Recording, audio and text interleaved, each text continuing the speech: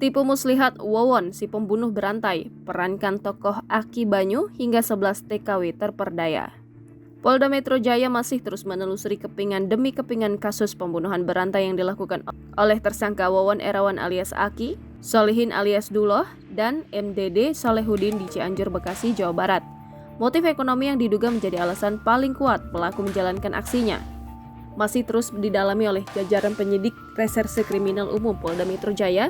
Terbaru penyidik menemukan fakta bahwa tersangka Wawon juga menyamar sebagai figur fiktif bernama Aki Banyu, sosok yang dianggap sakral oleh dua tersangka lain dan para korban.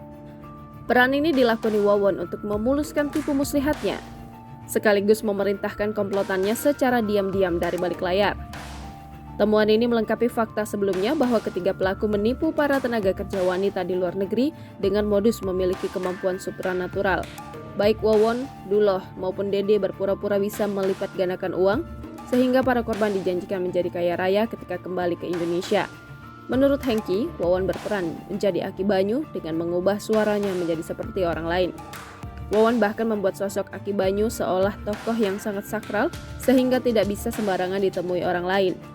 Dalam proses pemeriksaan, tersangka Duloh dan Dede pun tak menyadari bahwa selama ini sosok Aki Banyu adalah Wawon. Sebab Aki Banyu hanya memberikan perintah melalui sambungan telepon tanpa sekalipun menunjukkan dirinya.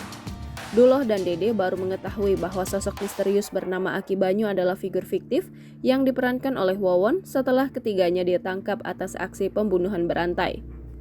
Adapun perintah yang diberikan kepada Duloh dan Dede berupa rencana pembunuhan dengan cara mencekik hingga meracun para korban. Sementara itu, kepada para korban penipuan, Aki Banyu menyuruh mereka menyeberang laut agar mendapatkan kesuksesan. Jangan lupa subscribe, share, komen, dan like ya!